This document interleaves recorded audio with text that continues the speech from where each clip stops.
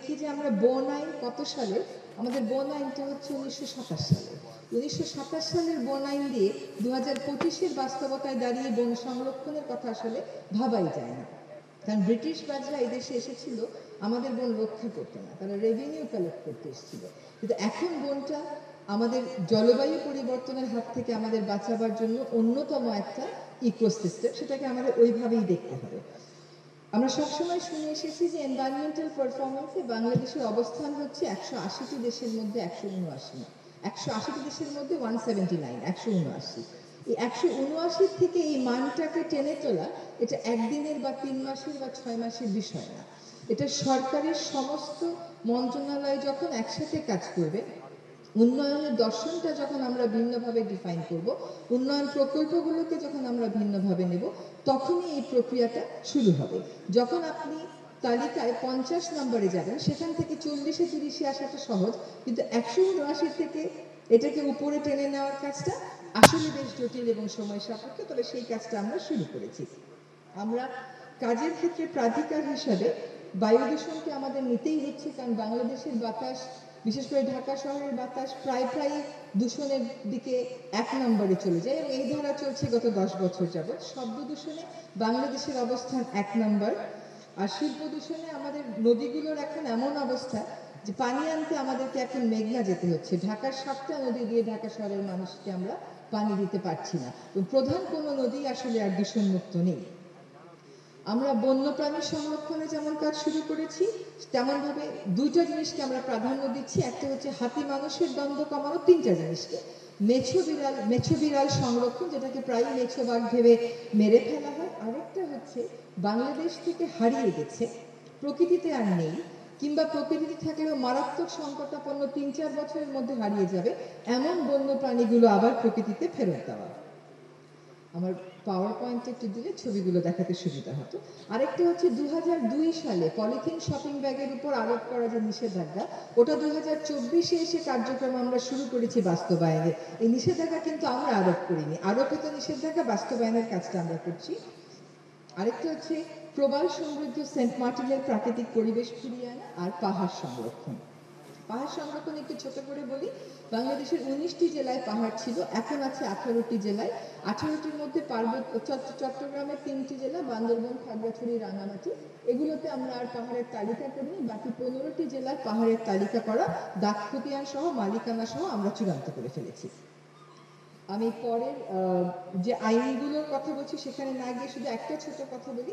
আমাদের দেশে বন বিভাগ আছে, কিন্তু আমাদের বন্য প্রাণী নিয়ে কাজ করবার জন্য আলাদা কোনো উইং নেই।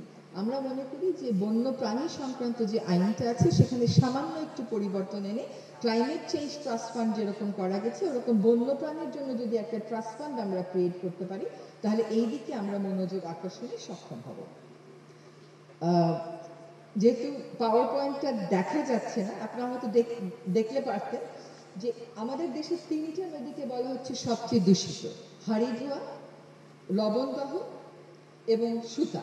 আমরা এই 3টি নদীর পরিবেশগত ব্যবস্থা পুনরুদ্ধারে কার্যক্রম অনুমোদন করিয়েছি এবং কার্যক্রম শুরু করেছি।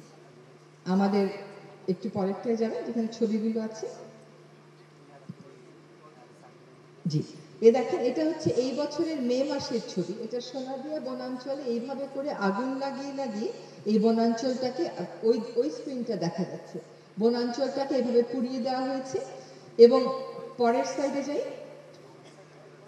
পরের স্লাইডে আপনারা দেখবেন যে দেশের 3টি দূষিত নদী নিয়ে কথা আছে। এই 3টি দূষিত নদী আসলে পুনরুদ্ধার করার কাজটা আমরা শুরু করে দিয়েছি।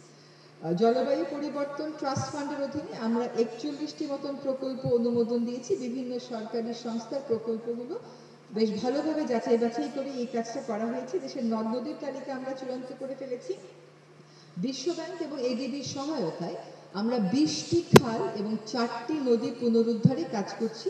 তার মধ্যে তুরাগ নদীর ব্যাপারে সমর্থন, আর্থিক সাহায্য যে পাওয়া যাবে সেটা আমাদেরকে প্রতিশ্রুতি দেওয়া হয়েছে, এবং অন্য কাজগুলো আমরা আশা করি আমাদের সময়কালীনে আমরা শুরু করতে পারব। আমরা এটা বাদেও আর মোট 17টি নদী যেগুলো বেশি দূষিত বা বেশি পরিচিত, যেমন বড়াই, করতোয়া লৌহজং সেগুলো পুনরুদ্ধারের কাজও শুরু করেছি। আর নদীর স্বাস্থ্য রক্ষায় আমরা একটা নতুন কনসেপ্ট নিয়ে এসেছি, এটা হচ্ছে হেলথ কার্ড দেওয়া। ঠিক যেরকম মানুষের হেলথ কার্ড থাকে ওরকম নদীরও একটা হেলথ কার্ড থাকবে। আমরা পিরিয়ডিক্যালি ওটা মনিটর করে করে দেখাবো নদী দূষণের অবস্থা কী। নদী থেকে এবার একটু বনে আসি। আমরা 3 ধরনের বনকে বেছে নিয়ে সেখানে কার্যক্রম শুরু করেছি। একটা হচ্ছে এভারগ্রিন ফরেস্ট চুনতি অভয়ারণ্য, 2 হচ্ছে পাতাঝরা বন শালবন, 3 হচ্ছে আমাদের উপকূলীয় বন সোনাদিয়া বন। এখানে বেজা আমাকে অনেক সাহায্য করেছে। সোনাদিয়া বনটা তাদেরকে ইকোনমিক জোন করার জন্য দিয়ে দেওয়া হয়েছিল, তারা সেটা আমাদেরকে ফেরত দিয়েছে। আমরা এটা আমাদের হাতে পাওয়ার শেষ ধাপে আছে, তবে আমরা পরিকল্পনাটা করে ফেলেছি এবং কাজও শুরু করব। এ পর্যন্ত সরকারি 10 মাসে 11,459 একর বনভূমি উদ্ধার করেছে। আমি যখন আপনাদের সামনে আজকে কথা বলছি তখন আমাদের চট্টগ্রামে বেদখল হয়ে যাওয়া বনভূমিতে স্থাপনা করা হয়েছে এমন একটা স্থাপনা ভাঙা হচ্ছে। আমরা মধুপুর শালবনটা শুধু যে পুনরুদ্ধার করার পরিকল্পনা নিয়েছি তা না, একটা গাছ কেটে ফেলতে আপনার একদিন লাগে, কিন্তু একটা গাছ রোপণ করলে ওটা বড় হতে 10 থেকে 20 বছর লেগে যায়। ফলে যে পরিবর্তনের প্রক্রিয়াটা আমরা শুরু করেছি তাতে সময় লাগবে, কিন্তু কাজটা শুরু হয়ে যায়। আমরা চুনতি অভয়ারণ্য থেকে আকাশমণি সরাচ্ছি যাতে করে হাতির উপযোগী বনটা হয়। এই বনের 15,000 একরের মধ্যে 20,000 একরের মধ্যে 5,000ই বেদখল আর 5,000-এ আছে আকাশমণি। এই আকাশমণি সরিয়ে হাতির উপযোগী যদি আমরা করে ফেলতে পারি তাহলে হাতি মানুষের দণ্ডটা কমে যাবে।